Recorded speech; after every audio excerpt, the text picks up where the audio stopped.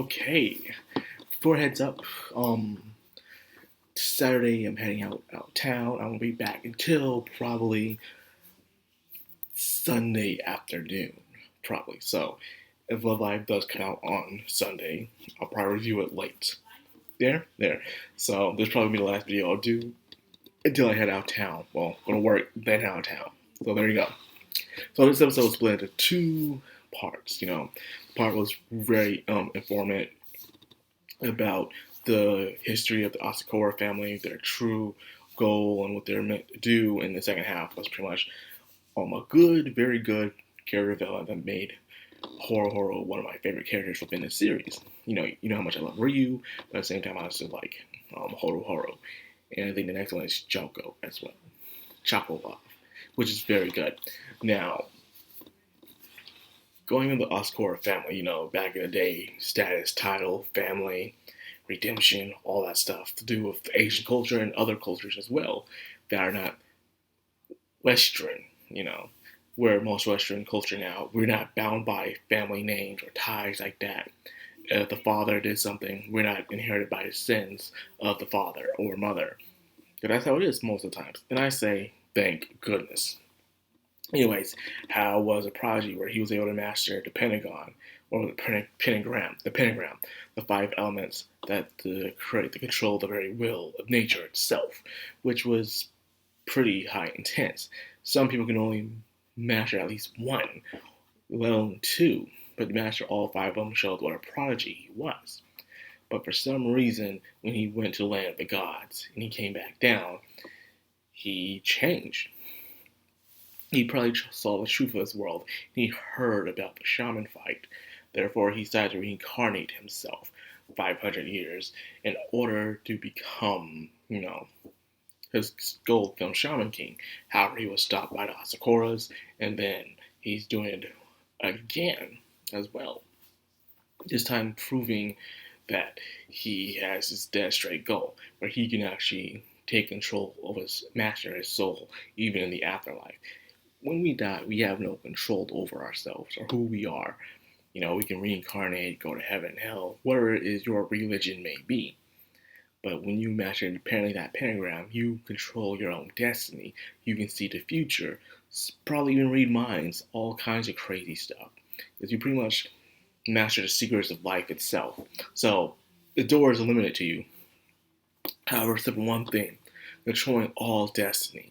And to do that, you must become Shaman King.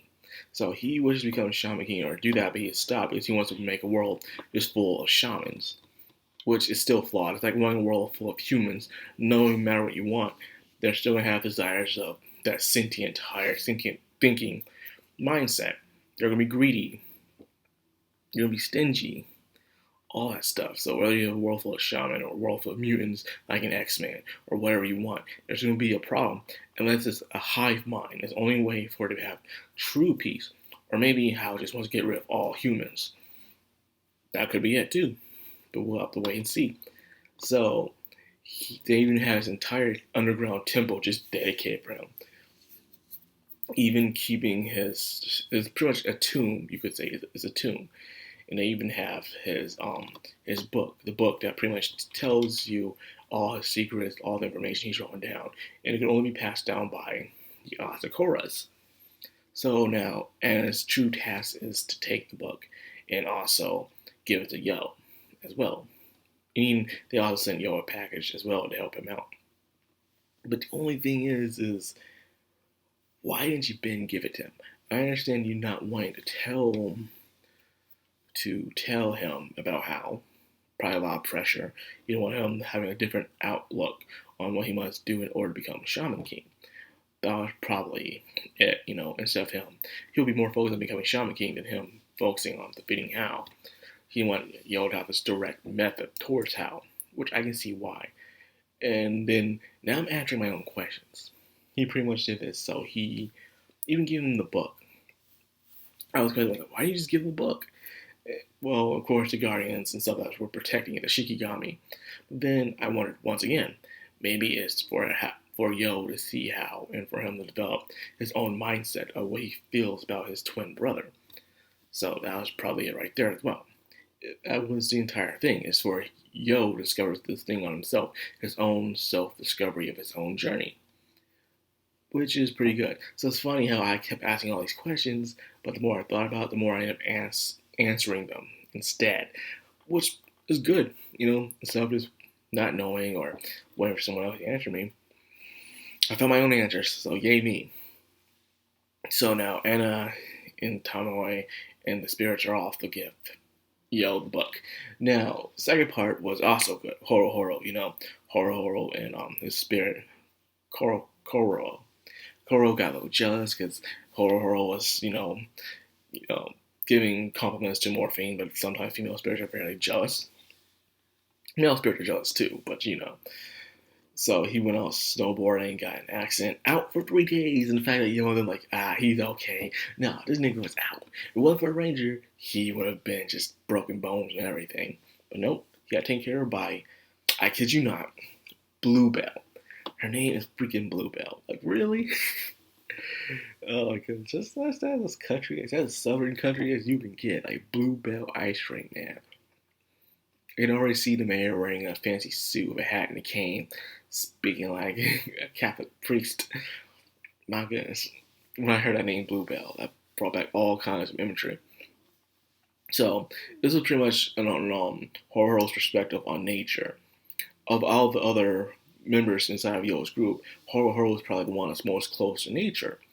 So he deals with the spirits of nature and stuff like that. Mainly maintaining the peace and also communicating with them. Of course, I've noticed that the anime of this reboot is, in a way, is less bloody, less gory.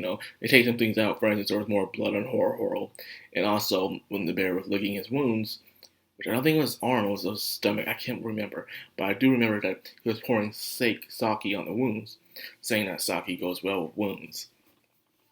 So there was that as well. Then the bear got shot by the people. And of course, he didn't kill them as against his will. He don't be as less scummy as they did.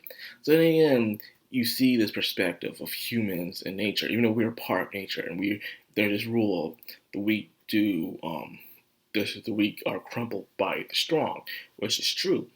However, it still doesn't feel right.